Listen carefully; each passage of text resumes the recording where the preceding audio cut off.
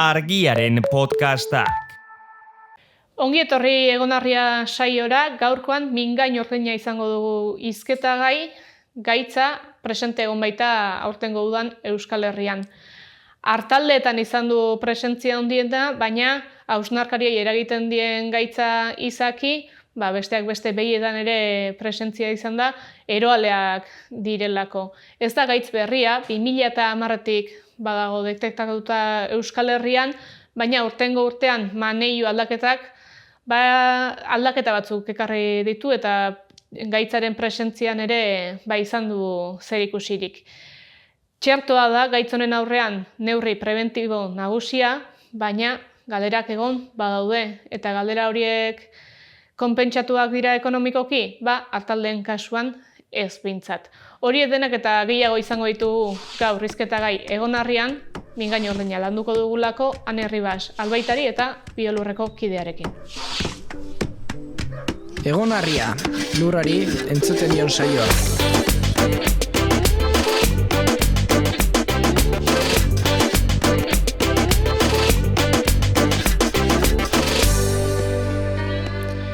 Mingain urdinaz hitz egingo dugu, aberetan agertzen den gaitzaz eta horretarako Ane Ribas gonbidatu zaitugu, Biolurreko gure konfiantzazko albaitaria, esan genezake. Ez da asko hitz egin mingain urdinaz aurten, puntu konkretuetan baina oroa arkalean eta ez dugu asko sumatu, baina abeltzainetan arazoa handi bat da mingain urdinarena. Egia da ez, normalean olako gauzetaz bakalean ez dela hitz egiten, baina aurten beste urte batzuekin alderatuta, mingain urdina oki dau garrantzia hartu batez ere hartaldetan, eta bizi izan dugu, gertutik. Behietan agertu izan agarretu zintuen, ala ere?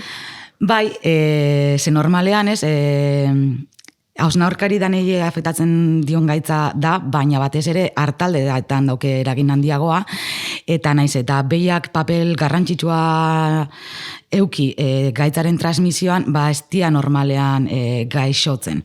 Osea, ez dauki sintoma handirik. Eta, beti mingain urdin horren atzean behi bat agertzea, arregaroa pentsau jaten. Normalean ardietan daukelako eragin askoz be handiagoa.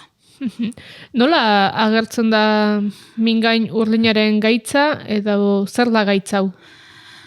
Gaitza da virus batek sortzen duen gaitza, beste gaitz batzuekin alderatuta, ez da zuzenean kutsatzeko behar du eltxo bat, osea, normalean eltxo honek kutsatutako animali bat ziztatzen du, eta horrela transmititzen da, osea, zizta da. Gaur egun, ez dakit zenbat serotipo dauden, 25-26 serotipo daudela uste dut, baina estatu mailan lau ditugu. Lau serotiporen presentzia daude, eta hemen Gipuzkoan aurten bi serotipo izan ditugu desberdin. Eta horrek, suposatu du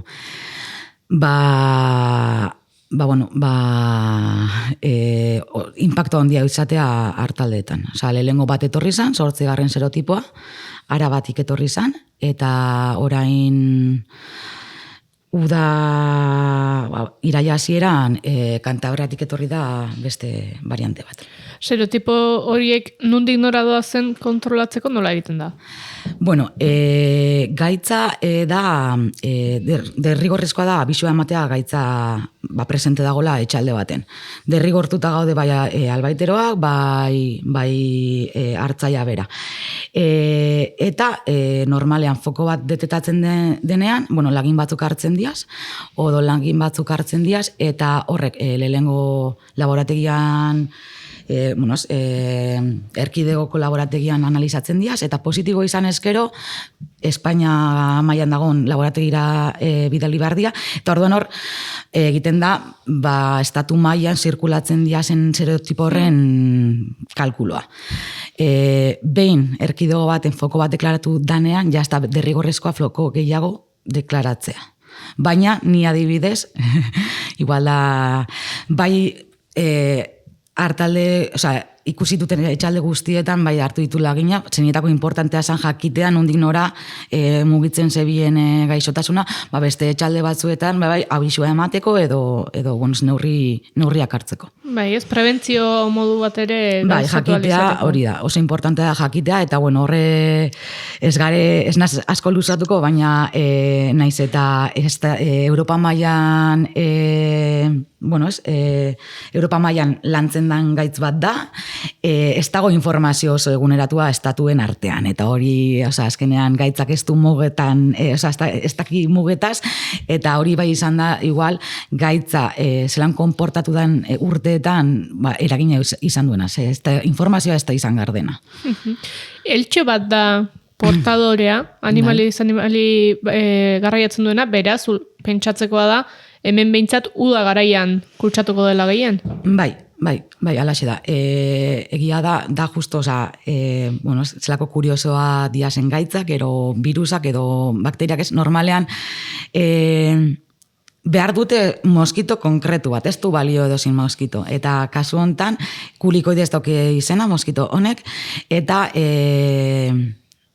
Euskal Herri mailan eta ibiltzen dana, agertzen da maiatzean, apur bat lehen hau, baina, ziztadak eta egiten hasten da gutxi gora bera maiatza inguruan. Baserrez baserri ibiltzen zarazu, albaitari gisa, zer ikusi duzu aurtengo udan? Ni ja baserriz ez nazi ibiltzen, bai urte batzuk egin nituen, eta orain biolurren lan egiten dut, eta biolurreko hartzai eta beltzainei bisita batzuk egiten dizkiet, baina ja ez naz albaitero kliniko bezala ibiltzen, baina bai dauk eta harreman oso handia, urteetan lan egin dutelako batez ere ardiekin. Eta ikusi detena, egia esan, ardurarekin hartu dut, beti da, bagenekien agertuko zala, beldur bat zegoen, eta, azkenean agertu da, eta etxaldeetan ikusi detena, etzan bat ere agradablea. Ez dakitze gehiago esan zentzu horretan. Animaliak gaitxotuta, eta batzuk, hilda bai, eta, gainera hiltzeko modu hori, nahiko impactantea da. Aipatuzu, bagenekien etorreko zela, lehen aldiz iristen da mingainu urdina gure gana? Ez, lehengo fokoa estatu mailan uste dut, ez dakit, 50ko hamarkadan izan zela. Baina, ja holan presentzia bat eukitzen hasi zan 2010 inguruan. Gertatzen dana hor da, gaitza manejatzeko modu ezberdinak egon diala urteetan zehar, eta orain arte erabilidan politika izan da erradikatzearena, gaitza erradikatzearena. Orain aldatu eginda hau, orduan, bagenekien lege aldatze horrek suposatuko lukela, gaitzaren presentzia handiagoa izatea. Eta hori izan da orden gertatu dena. Apriletik aurrera legea aldatu zen estatu mailan, eta orain arte erabiltzen zen politika esan, behin foko bat detektatuta, etxalde hori itxi egiten zen, animaliak ezin ziren urten sartu, eta txertatu egiten zen inguruko etxalde danak. Orain hori ez da derrigorrezkoa, eta horrek egin duena izan da, gaitza azkarago mugitzea, eta leku gehiagotara heltzea. Espero da orduan atzera pauso bat egitea, ez? Alegia, kudeaketa modu batetik beste batera aldatu eta emaitzak eskasagoak jasotzen baldin badeira, aldaketa bat eskatzen du horrek. Hombre, ondo egongo litzake. Hori egingo dan edo ez dakiko. Azkenean legeare aldatzearen arrazoia nire ustetan bat da, eta da, naiz eta hausnarkari danei afetatzen duen gaitza izan, ez dio berdin eragiten animali guztiei. Eta orduan, ganaduari ez dutza inbeste afetetan, baina ez mugitzaren, zelan azaltzen zen. Ganadua, behi ez dutza hainbeste afetatzen gaitza, baina beste politika hori murriztailea zen, batez ere ukuilu estatu mailan baditugu ukuilu oso handia, nun salorezko eta asko daude. Orduen, neurri hori eurendako, murriztailea zen, eta azkenan euren negozioendako txarra zen. Berriro behatera pausua egitea, logikoena izango litzake, batez ere hartaldeak eta protegitzeko, baina segurazki ez da egingo. Azkenean, beste ekonomia potente badago atzean, dala, animaliak gizentzeko merkatu bat, eta horrek, hor diru asko dago, eta artiak, zentzu horretan, ez daukien besteko garrantzia. Ez da bide hori izango orduan. Ikusi dugu, abisua pasatzen dela gaixotutako animaliaren bat baldin badago, baina behin gaixotuta ze sendabiderik izan dezake animalia horrek? Azkenean, gaitz guztien aurrean ez, oso importantea da alde batetik animalia ondo egotea hasieratik, ez? Eta, hor bai papel oso garrantzitsu bat jokatzen du animali horren immunitatea. Botikarik ezin da erabili, ez dago inungo botikaik virus hori gelditzeko, eta egin behar dana, egiten dana da, behin gaitza sartuta, animalia alden eta enean zaindu, jana eta ura eskuragarri utziz, bastie mugitzen, edo sukarra dute, eta baina ez dago gaitza behin sartuta o animali bat kutsatuta, gaixotzen bada, ez dago ezin da ezer egin. Prebentzio neurri gisa ordea, txertaketa da gehien sustatu dena? Bai, gaur egun, nire ustetan, da neurri eraginkorrena. Azkenean, jente asko galdetzen du. Baina eltxo batek transmititzen badu, zebatik ez dugu erabiltzen repelente bat. Bai, repelentea funtzionableike, baina ez da eraginkorra. Denbora osoen erabili behar dezu, eta alatabe animalia zistadak egiten ditu. Igual gero hile egiten da, baina zistatu du orduan. Eta hori bai, txertoa da, gaur egun eraginkorrena, neurri eraginkorrena prebentzioan. Baina hortarako bai importantea da, txertoa ondo erabiltza, ez? Txertoa behin aplikatzen danean, tardatzen du denbora bat efektiboa izaten, gutxi gora bera 40 egun, orduen, bai planifikatu behar da ondo zelan egin txertaketa hori. Albo ondorioak murrizteko. Noiz egiten da txertaketa? Orain arte, lehen komentatu dugun bezala, legeak esaten zuen, fokoa detetatu, txertatu. Eta, orain arte, nik aplikatu detenean, izan da foko baten ondorioz, eta udazkenean egin izan dugu. Ni orain planteatzen dut, o planteatuko nuke bori aldatza, segurazki, lehenago agertzen hasiko da, eta hori kontutan eukinda, igual beste garai bat izan leike egokieagoa txertatzeko. Hain zuzen ere, apirili inguruan esan duzu hasten dela eltxoa, edo, udako fenomenoa izango da gehiago, beraz, uda baino, 40 bat egun lehenago txertatzea eskatzen du logika orokorrak ez dakit gero. Bai, horrek eskatzen du logika, eta gainera, beste erkidego batzuekin alderatuta, Euskal Herrian badaukegu ez, hartaldeak oso markatuta dauke eure garaiak. Normalean, udazken edo negu partean erditzen diaz,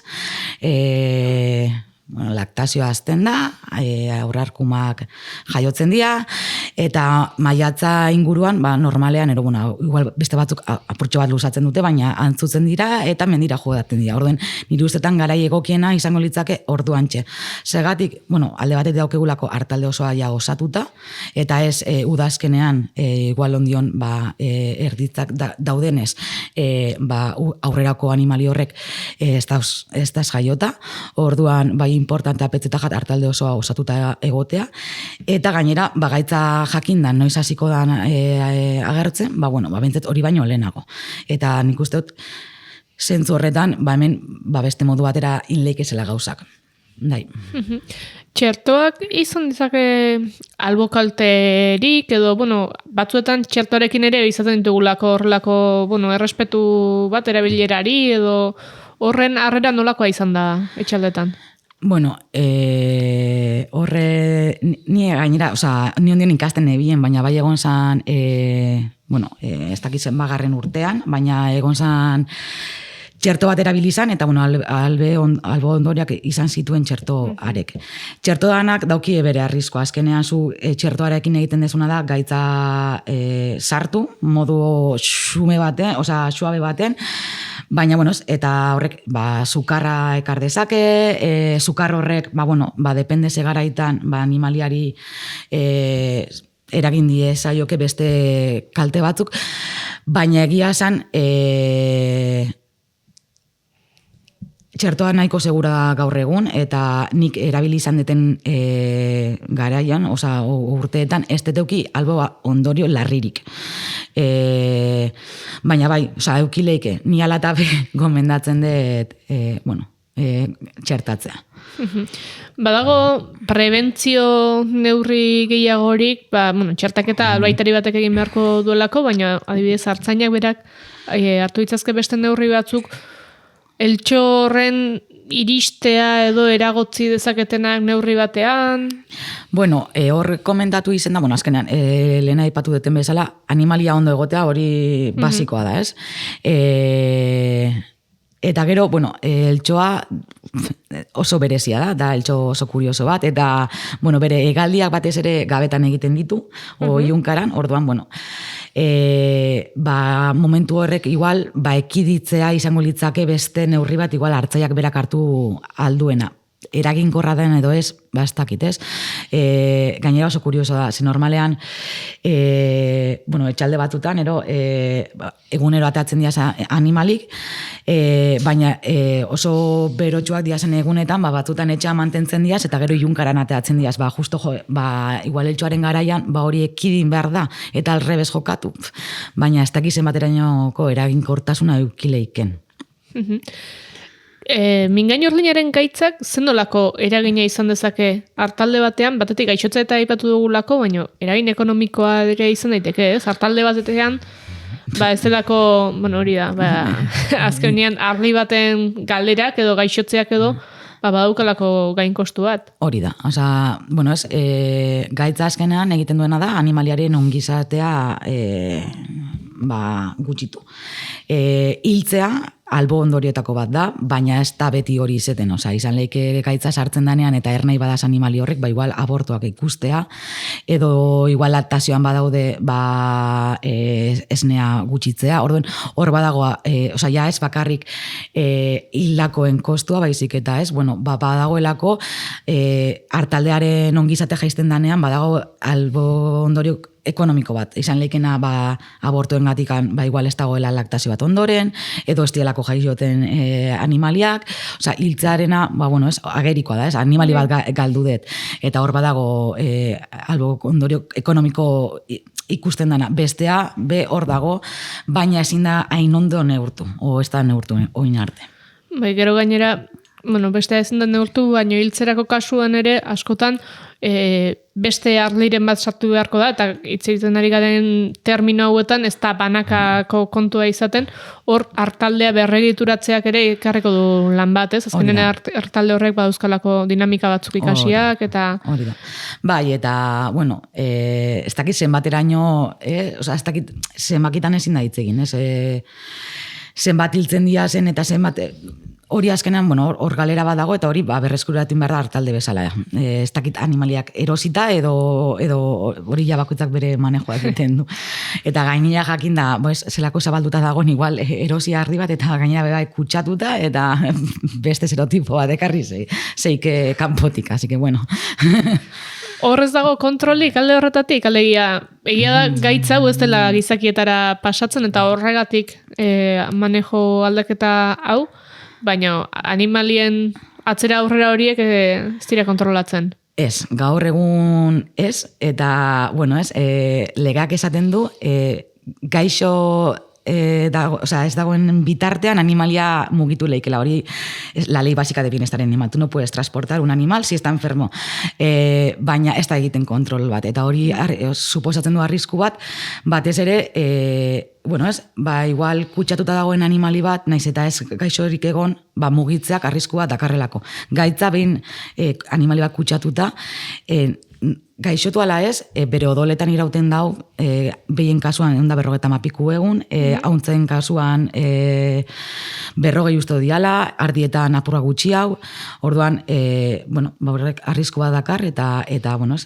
merkatu libre horrek, eta zenbat mugitzen diazen animaliak, arrisku bat dakar.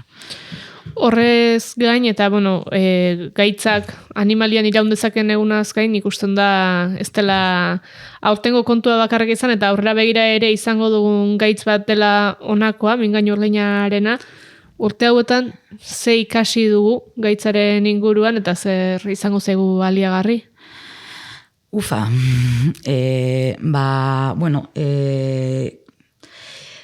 orain arte aipatu dituan gauzak ustot klabeak izan leikela, ez? Txertoa dela gaur egun neurri eraginkorrena.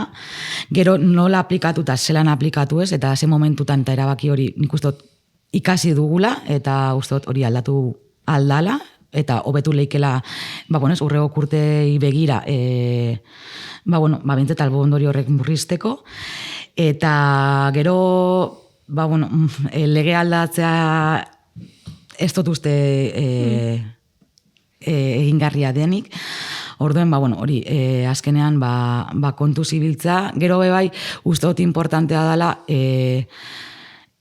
beldurra kentzea olako gaitzei eta zintzoa izate. Animalik gaixoa ditut, eta hori, ez da kritika bat, ez? Baina askotan lotzagatikan edo ez dia hitz egiten, eta nik uste dut importantea dela hitz egitea, batez ere, beste esperientzia batzuk entzutea, eta hori dana, jakiteko zelan egin. Eta, gaitza pairatzen banabil, zintzoa esan, eta asumitu, eta esan, eta igual danon artean, horre, indar gehiago euki geike. Zer dago, beldurren bat edo... Hori beti izan da. Nik uste dut, ez dakizen bat urte daramaten lana egiten arti behi eta animaliekin, eta beti egoten da lotza bat, zegoze gertatu zaite etxean, eta ez kontatzearen beldurra beti egon da. Ganadu inguruan. Orduen. Hobeto bera, sozializatu eta taldean xederantzutea. Ni ustez importantea da, ez dakit ez, entzutea norbait eukidagoena gaitza eta kontatzea, eta gertuko norbait izatea edo, ez dakit ez, ustot hitz egin ninbar dela, ez? Nik ez dela lotzatzeko gauza bat, azkenean, izan lehik mingain urtina edo izan lehik ez dakize arazo, eta, azkenean hitz egitea eta konpartitzea esperientzia horrek jakintza bat ematen dio, eta, jakintza bat ematen dio taldeari, eta, importantea pentseta jat. Guretzako ere oso importantea zuena ekarri izana, eta gaitza pairatu duenik ez, baina zurekin ere asko ikasi dugulako mingainu ordainaren bueltan, eskerrik asko, Ane Ribas. Vale, eskerrik asko. Eta entzule zuri ere eskerrik asko gurean izateagatik, hau badakizu gainerako egonarria saio guztiak bezala bizibaratzea.eus eta argia.eus atarietan ikusiko duzula nahi duzunean, eta gainerako saioak ere etorgo direla bertan. Eskerrik asko, datorren arte.